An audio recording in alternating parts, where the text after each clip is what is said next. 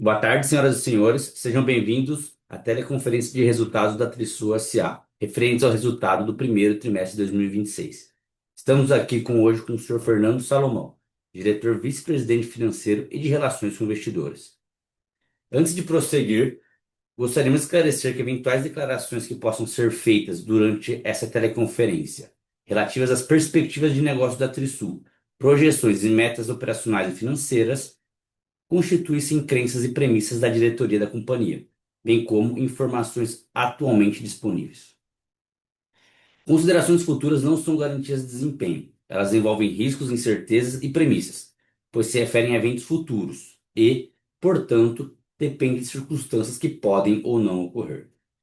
Investidores devem compreender que condições econômicas gerais, condições da indústria e outros fatores operacionais podem afetar o desempenho futuro da Trisul e podem levar a resultados que diferem materialmente daqueles expressos em tais considerações futuras. Para abrir a teleconferência de resultados, passo a palavra ao Sr. Fernando Salomão, que iniciará a apresentação. Por favor, Sr. Fernando, o senhor pode prosseguir. Boa tarde a todos, sejam bem-vindos à nossa teleconferência de resultados referente ao primeiro trimestre de 2026. Iniciando a apresentação, gostaria de destacar que começamos o ano com um sólido desempenho operacional e comercial, mantendo a estratégia de crescimento com disciplina de capital, expansão no segmento Minha Casa Minha Vida. Seguimos avançando de forma consistente em lançamentos, vendas e geração de valores aos acionistas. Iniciando pelo slide número 2, destacamos o desempenho operacional no trimestre. As vendas brutas, percentual Trisul, atingiram 433,5 milhões de reais, em 759 unidades, o maior volume já registrado pela companhia para um primeiro trimestre, representando um crescimento de 27,9% em relação ao mesmo período do ano anterior. Os distratos totalizaram 40,8 milhões de reais, com redução de aproximadamente 20% em relação ao trimestre anterior e de 13% frente ao primeiro trimestre de 2025. Como consequência, as vendas líquidas, percentual Trisul, alcançaram 392,6 milhões de reais, crescimento de 34,4% na comparação anual. O desempenho das vendas segue refletindo a assertividade do portfólio, a boa aceitação dos produtos lançados e a crescente relevância do segmento econômico no mix de vendas da companhia. Passando ao slide número 3, apresentamos os lançamentos realizados no trimestre. No período, lançamos um total de 436 milhões de reais em VGV percentual Trisul, correspondentes a 1.591 unidades.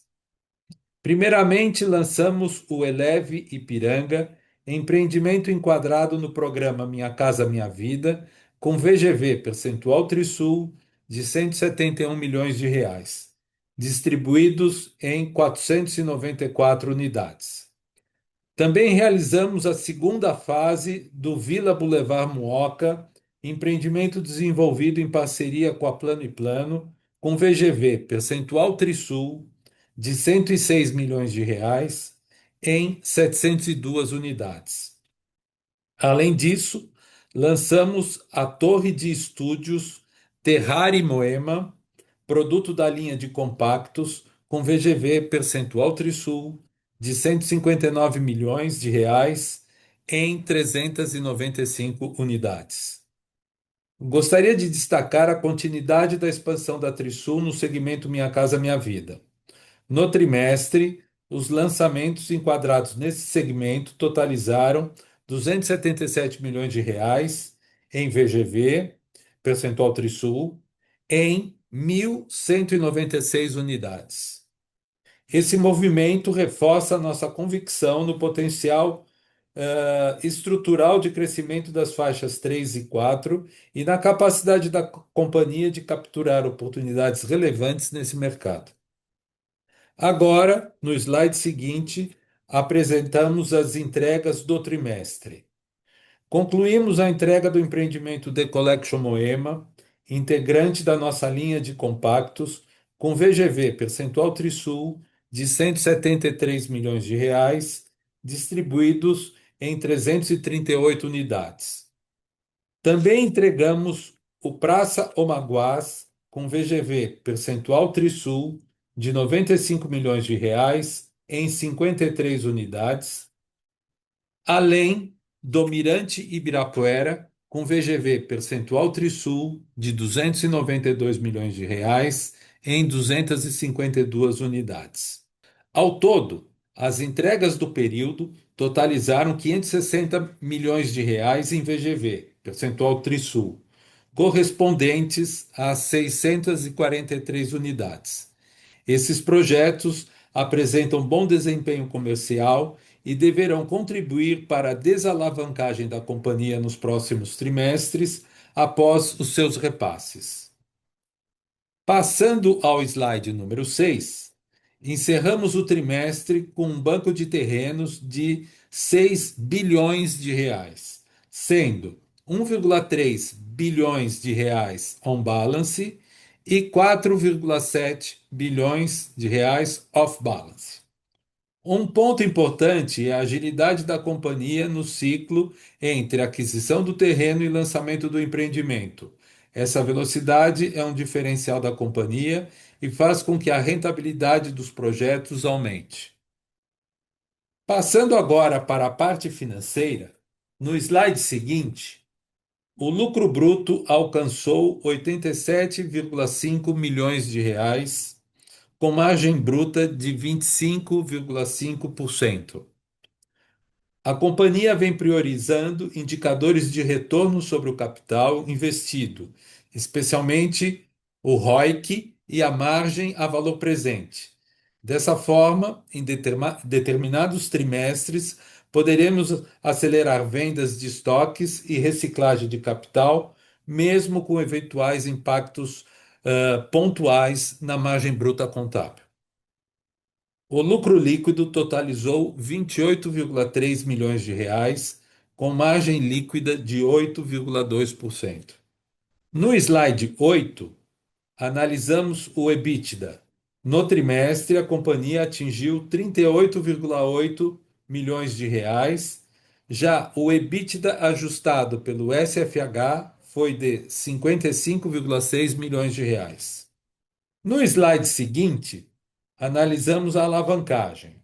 Ao final do trimestre, a relação dívida líquida sobre patrimônio líquido encerrou em 30,9%, equivalente a 458,3 milhões de reais.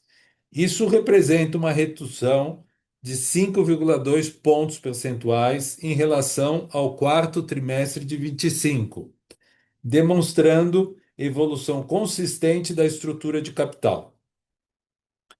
A companhia mantém posição confortável de caixa e seguimos bastante confiantes na trajetória de desalavancagem ao longo do ano.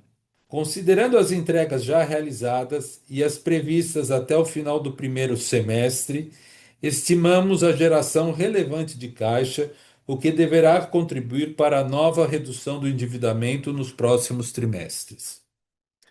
Encerramos mais um trimestre com sólida execução operacional e disciplina financeira. Seguimos confiantes de que a Trisul permanece muito bem posicionada para capturar as melhores oportunidades do mercado imobiliário e sustentar uma trajetória consistente de crescimento e rentabilidade. Encerramos aqui a apresentação e agora passamos à sessão de perguntas e respostas.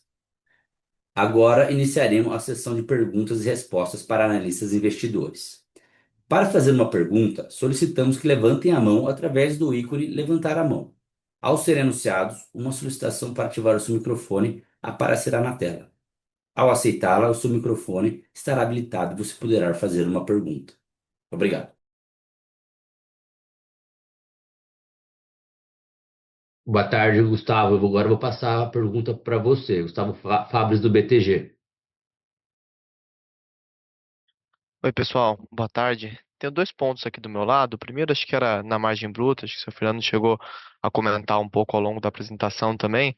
Mas o meu entendimento aqui é de que a margem bruta do trimestre ela cai muito em linha com a estratégia de vocês de dar desconto ali para tentar dar um pouco mais de liquidez ao estoque, né? Então, primeiro eu queria saber se o meu entendimento ele está correto aqui e também como é que vocês esperam a evolução dessa linha ao longo do ano, até porque a gente viu a REF ela crescendo um pouquinho sequencialmente no trimestre também. Essa seria a primeira pergunta. E a segunda, a minha dúvida é meio quão confortáveis hoje vocês estão com o pipe de lançamento planejado para o ano, né? Ou até colocando de outra forma, o nível de VSO que vocês têm visto e de estoque que vocês têm visto na ponta, bastante incerteza no cenário macro também.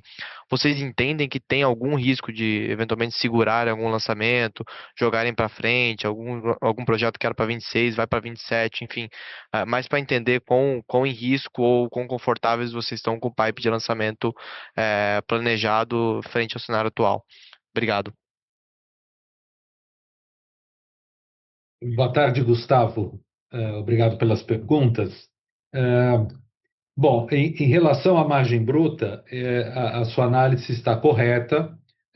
Nós fizemos um esforço de vendas, nós tivemos muitas entregas no primeiro trimestre, eh, nós temos uma política de ter um estoque de prontos bastante, o menor possível, nós não gostamos de ter estoque de unidades prontas, e quando os empreendimentos estão ficando prontos, a gente acaba vendendo, fazendo algum tipo de campanha para venda, né? Isso prejudicou a margem, e também nós tivemos, a bem da verdade, alguns atrasos nas entregas de obras, que atraso na entrega de obra acaba necessariamente elevando um pouco o custo da obra, tá? Então também tem um pequeno componente de elevação de custo decorrente de atraso, tá? Quando a gente compara a margem REF com a margem do trimestre, eu diria o seguinte: a margem REF ela precisa de dois ajustes para ela ficar equivalente à margem contábil, né? Um é que na margem REF a gente não subtrai os impostos, né? A grosso modo, esses impostos que caem, que são redutores da receita, eles valem mais ou menos 2%, é 1,98%. Então, você teria que tirar 2% da margem REF. Além disso, você precisa também tirar algo perto de uns 5%, que é o custo do financiamento da obra, tá? Que também ele é lançado conforme mês a mês. Então, ele não aparece na margem REF, mas quando eu fecho a contabilidade, o trimestre na contabilidade, o custo do financiamento, os juros do financiamento para a obra, é considerado no custo. Ele representa mais ou menos 5%. Fazendo esses dois ajustes, a margem REF iria para perto de 28%, que eu diria que é algo, seria mais ou menos a nossa margem normal, tá? Então, eu diria que é mais ou menos isso que a gente deve esperar, passando essa situação de ter que acelerar um pouco a venda dos estoques de prontos, etc. A gente deve ficar mais ou menos perto dessa, fazendo simplesmente as contas matemáticas, tá? Então, eu acho que é isso. Em relação aos lançamentos, Gustavo, nós temos, apesar da gente não ter divulgado guidance, né, ainda, mas a gente deve seguir com os lançamentos que nós estamos prevendo, tá? Deve girar lançamentos ao longo do ano, né? Já lancei no primeiro trimestre perto de 500 milhões de reais, aproximadamente, né? E devemos fechar o ano com lançamentos em torno de 1 bilhão e 800 a 2 bilhões de reais, e estamos mantendo essa estratégia. Nada que tenha acontecido até o momento nos leva a revisar a política de lançamentos. Até porque, Gustavo, Nós temos vários lançamentos dentro da modalidade Minha Casa Minha Vida, que são lançamentos que estão indo muito bem de vendas. Tá?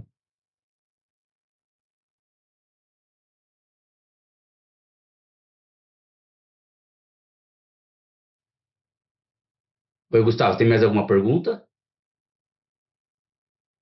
Opa, agora sim abriu o áudio. Não, pessoal, tá ótimo. Obrigado, seu Fernando Vitor. Obrigado, Gustavo.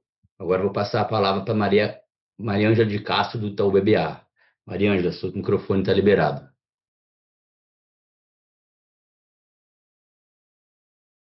Boa tarde, pessoal. Obrigada pela apresentação. Do meu lado também são duas perguntas. A primeira é sobre geração de caixa. Vocês vieram com um número forte de geração agora nesse primeiro trimestre. Queria entender qual a expectativa da companhia para a geração de caixa ao longo do ano, se essa tendência deve se manter e como vocês esperam encerrar 2026.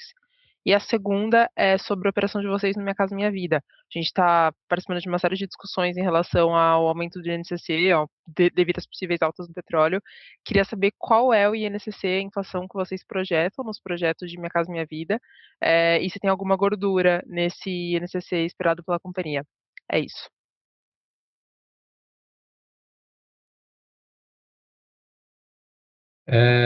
Boa tarde, Maria Ângela. Então, vamos lá. Em relação à geração de caixa, de fato, nós viemos com quase 90 milhões de geração de caixa operacional, que foi integralmente revertido para amortização de dívida, né? A nossa, as nossas projeções mostram que a gente vai continuar tendo geração de caixa e continuar tendo redução da dívida, principalmente de SFH, dívida para a construção, né?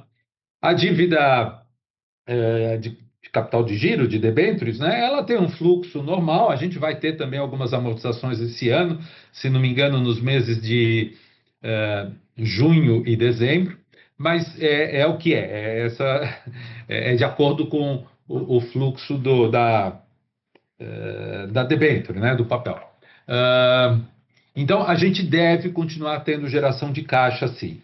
Tá? Em relação ao Minha Casa Minha Vida e ao INCC, de fato é um ponto de atenção. Os empreendimentos lançados no passado, nós usávamos o índice de 4,5% de projeção de INCC, é isso que está nos empreendimentos lançados até agora, tá? Mas com as altas que nós já estamos visualizando, nós estamos mudando esse índice para 5,5, é o que nós estamos usando, tá?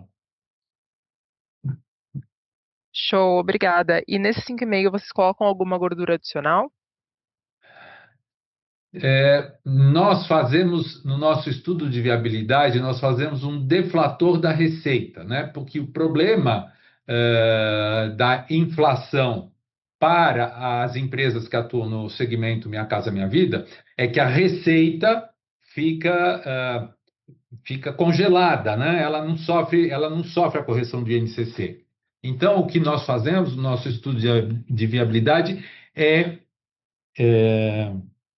deflacionar a receita nesses índices que eu comentei, tá? O 5,5 nos parece razoável, porque a obra não dura só um ano, ela dura 2 anos, 2 anos e meio, né? Então, mesmo projetando um INCC um pouco mais alto este ano, né? Na média dos 3 anos, vamos dizer assim, o 5,5 pareceu ser bastante razoável. Entendi. Muito obrigada, pessoal. Obrigado, Obrigado a Maria. você. Bom, agora eu vou passar a palavra para o João Pedro, da XP. João, seu microfone vai ser aberto. Pode fazer sua pergunta.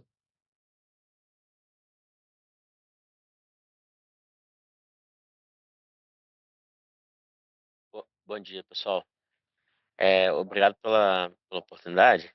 Eu queria fazer duas perguntas. Eu queria que vocês, se possível, dessem um panorama de como é que vocês estão vendo a diferença de performance entre os segmentos de médio e alto padrão e baixa renda, é, Mas para pegar um pouco de cor de vocês, como os segmentos continuam performando, se teve alguma mudança no passado recente.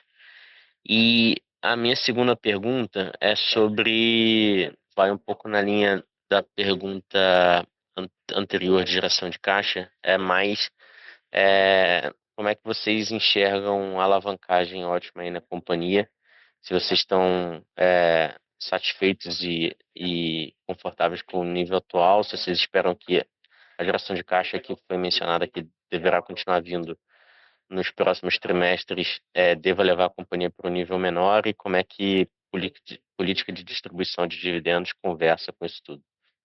Obrigado. Boa tarde, João Pedro. Vamos lá. Os nossos lançamentos de Minha Casa Minha Vida, eles estão indo muito bem. Nós lançamos em março um empreendimento no Ipiranga e, se não me falha a memória, nós estamos hoje perto de uns 40% vendido, que é bastante razoável. Estamos satisfeitos com essa performance de venda, tá? E temos vários lançamentos até o final do ano. E a nossa experiência passada é que todos os empreendimentos que nós lançamos aí nos últimos 2 anos, eles foram muito bem de vendas. Então vamos continuar. A nossa estratégia é continuar no segmento Minha Casa Minha Vida e acelerar, inclusive, tá? O segmento médio-alto, as vendas estão mais difíceis. Nós tivemos 2 lançamentos muito grandes no final do ano passado. O Gran Oscar, que é um lançamento com VGV de mais de R$ 1 bilhão, e o Quartem, que é um VGV também em torno de R$ 700 milhões. As vendas estão andando. O Gran Oscar, eu acredito que hoje deve estar em torno de 30 e poucos por cento vendido. E pinga periodicamente, tá? Eu recentemente assinei 4 vendas do Gran Oscar, que é assim bastante, né? Considerando que o empreendimento tem 88 unidades, então a gente entende que está andando dentro do esperado, vamos dizer assim, tá? Mas a venda do Minha Casa Minha Vida é muito mais exuberante, sem dúvida nenhuma. Tá? Em relação à geração de caixa, a gente deve continuar tendo geração de caixa, sim, porque além dos empreendimentos que eu já entreguei, eu ainda tenho mais 4 ou 5 para entregar ao longo do ano. E sempre que se faz a entrega, a gente paga o financiamento imobiliário através do repasse, sobra troco, etc. E com isso a gente reduz a dívida, reforça o caixa. Então esse é um ano de muitas entregas e que, consequentemente, nós vamos ter redução de dívida e melhora no caixa. A gente projeta chegar no final do ano com uma dívida líquida sobre patrimônio líquido bem menor do que nós estamos hoje, tá? Nós temos uma política atualmente de procurar comprar terrenos ou em permuta financeira, ou em permuta física, ou compra parcelada. Então, essa política que nós estamos seguindo fielmente é uma maneira também de não ferir o caixa, né? De não sangrar o caixa. Tá? Então, todos esses fatores nos levam a crer que nós vamos continuar tendo geração de caixa. Tá? Em relação à política de distribuição de dividendos, nós, este ano, né, em relação ao lucro líquido que nós demos no ano de 25, nós já decidimos que estamos pagando dividendos de R$ 100 milhões. Nós demos 210 milhões de lucro, 205 milhões de lucro líquido, e decidimos pagar 100 milhões de dividendos, que aliás, estamos pagando nesse momento. Pagamos já 1/3 em abril, vamos pagar mais 1/3 agora em maio e o último 1/3 em junho, tá? Nós não temos uma política fixa sobre distribuição pré-definida, mas eu acho que essa estimativa nesse valor assim é bem razoável, tá? Principalmente se nós tivermos sucesso na nossa política de comprar terrenos a prazo, né? Ou com montagem ou com permutas, permuta financeira, permuta física, tá? E é o que nós estamos procurando. Nós hoje estamos muito preocupados, João Pedro, mais com retorno do investimento, o ROI, do que olhar, quer dizer, diretamente a margem bruta, vamos dizer assim, tá? Hoje os nossos estudos de viabilidade levam muito mais em consideração o, o valor presente, né? A margem a valor presente e a taxa interna de retorno, o ROI, tá? Tá ótimo, pessoal. Obrigado. Obrigado, João Pedro.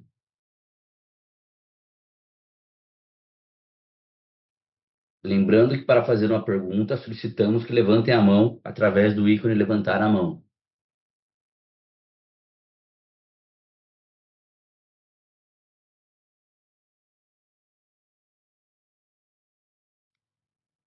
Lembrando que para fazer uma pergunta, solicitamos que levantem a mão através do ícone levantar a mão.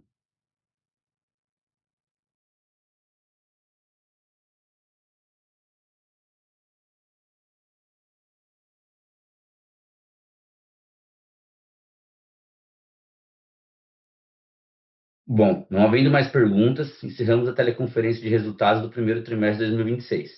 Passo agora a palavra ao senhor Fernando para suas últimas considerações.